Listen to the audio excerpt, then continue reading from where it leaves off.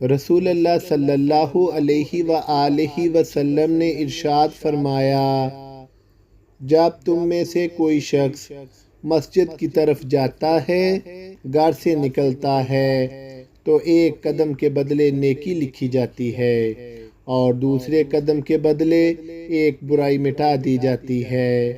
نبی اکرم صلی اللہ علیہ وآلہ وسلم نے ارشاد فرمایا، مومن مومن کا آئینہ ہے اور مومن مومن کا بھائی ہے، وہ اس کی جائیداد کی نگرانی کرتا ہے اور اس کی غیر موجودگی میں اس کی حفاظت کرتا ہے۔